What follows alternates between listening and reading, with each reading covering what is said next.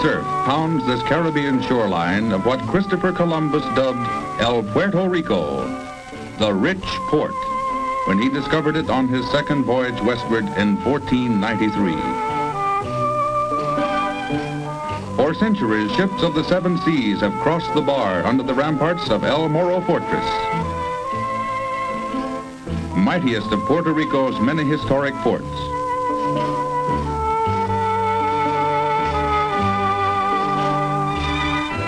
Guardians of this one-time Spanish-ruled island, which was ceded to the United States of America at the close of the Spanish-American War in 1898. Puerto Rico is predominantly Roman Catholic in its religion, and the old cathedrals retain much of the atmosphere and culture that is Spanish. Streets in San Juan are colorful, old world in name and character. But this section has overflowed to nearby Santurce, which reflects the modern trend at every turn, yet retains some customs of yesteryear. Notably, the insular government-controlled lottery, with its public ticket sales and lucky winner announcements each Sunday. 2, the age-old sport of cockfighting, introduced by the Spaniards in the 16th century, is also government-supervised, and still ranks next to baseball as top sport for native Puerto Ricans. The Commonwealth Housing Authority has built over 5,000 low-cost home units and largely eliminated the ill-famed El Fanguito slums. Added facility, these huge low-rent apartment buildings. Yes, Puerto Rico has come a long way in a relatively short time, and its people are proud of their ability to achieve, in part, a successful economic pattern and a happy way of life. Proud, too, of the University of Puerto Rico and its affiliated schools of learning with a total enrollment of many thousands. And they are co-educational. A cultural note, the Insular Government Conservatory of Music, the School of Tropical Medicine, with its timely research, helps keep the island amazingly free of inherent tropical diseases. Men of medicine, the Puerto Rico Medical Association lists over 1,200 doctors and 3,500 trained nurses. Typical of the island's 133 hospitals is the municipal with its well-staffed clinic. And nearby Presbyterian Hospital serves its share of Puerto Rico's 2.25 million citizens. 24 hours each day. Radio and television, and, importantly, freedom of the press. News is gathered intelligently and impartially reported. Ultra-modern printing equipment and presses provide round-the-clock editions in both Spanish and English. 3.5 days sea cruise time from New York, the Commonwealth of Puerto Rico imports yearly over $375 million worth of U.S. mainland goods. One of our best customers. Essential coal for the island's 35 sugar mills and specialized industries. Here, more than 15 domestic and foreign steamship companies maintain regular sailings to Western Hemisphere and European ports.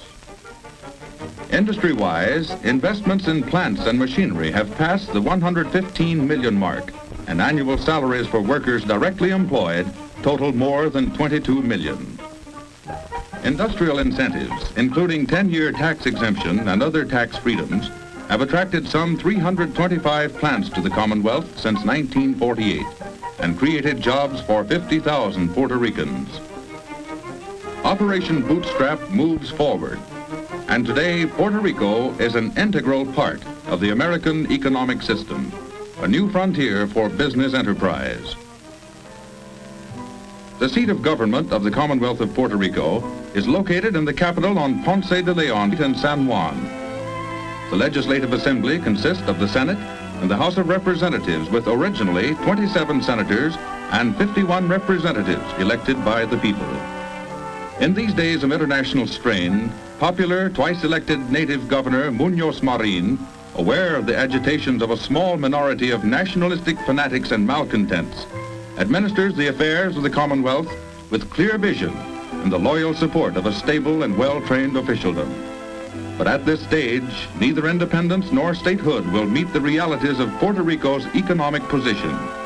Let us first achieve, then maintain a balanced budget, says Governor Marin. 6 short air hours from New York City, Puerto Rico is the aerial crossroads of the Americas, and the newer air terminal at Isla Verde will accommodate the largest commercial planes, provide top facilities for world passenger and cargo travel. Ramey Air Force Base at Aguadilla, with its 2-mile runways, is a member of the Strategic Air Command, an all-important link in our outer defense pattern.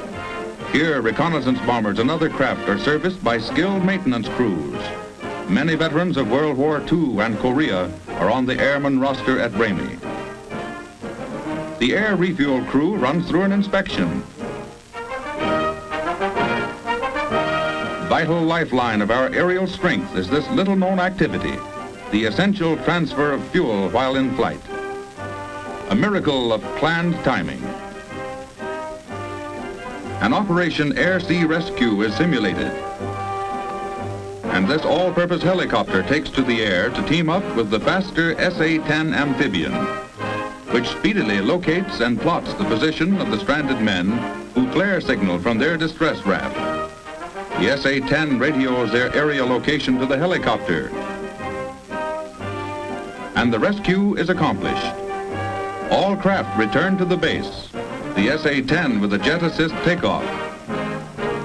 Back at the base, the Air Force Police Squad puts on a manual of arms precision drill under the direction of veteran Sergeant Ken Neelan. At Cabo Rojo, near Mayaguez, on the southwestern tip of the 100-mile island, are the fabulous salt fields of Puerto Rico. Tons of Caribbean seawater, tide-controlled, are sluiced to huge foot-deep pools, following the same formula the Spaniards established over 100 years ago. When most of the water has evaporated, the salt is moved to higher ground, and complete dehydration results in a yield of some 10,000 tons per year of clear crystal salt. The entire production is consumed within Puerto Rico. Salt from the sea, a harvest of Mother Nature. Sugar cane grows everywhere. It is the island's #1 business, 1.5 million tons a year, more than $130 million in export trade. Sugarcane growers are paid according to the sugar content of their cane, and at rates high. Cane is ground and assayed within 24 hours at these sugar mills, or centrales, where production is on a non-stop basis 190 days each year. Pineapple plantations dot the island, generally between prehistoric mountain peaks where the soil is specially treated with fertilizer, germ killer, and nutrition. It's Puerto Rico's 3rd largest crop and realizes more than $2 million yearly for the growers. New methods of planting and cultivation of the coffee bush mean improved crops. These blossoms indicate the superior strains recently introduced, assure a richer blend of coffee much in export demand. The healthy bean is picked in time-honored fashion by Jibarro families, and the restoration crop program undertaken by the Insular Department of Agriculture has paid off in a good coffee year. A rich harvest spells work for some 50,000 natives. A 30 million pound crop with enough coffee for Puerto Rico's own needs, plus 5 million pounds for export. In a coconut grove, you'd naturally gather coconuts. And the visitor to the island is greeted with the traditional hospitality drink, Bienvenida. Tourist business to Puerto Rico passed the $15 million mark last year. Accommodations immediately available. The streamlined luxury hotels with those beside the sea pools, or your own private furnished apartment. Days of sunshine fanned by the caressing trade winds make for air-conditioned relaxation the year round. Yes, with the air at 80 degrees and the water 75, you can't miss. Sports? Surely. Volleyball or, well, you call it, they have it. And tennis is producing some likely local talent.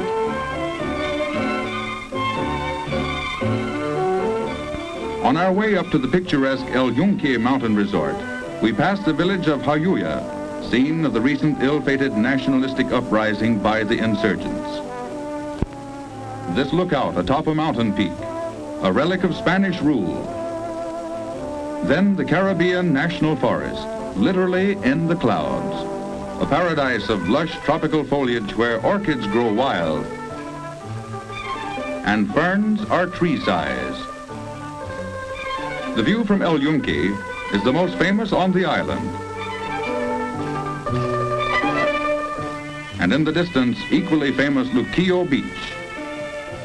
Hasta la vista, and we'll be seeing you in Puerto Rico, USA.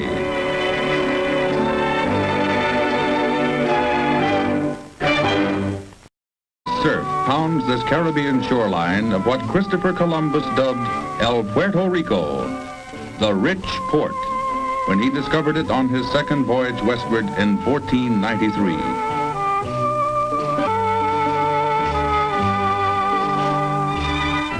Guardians of this one-time Spanish-ruled island, which was ceded to the United States of America at the close of the Spanish-American War in 1898.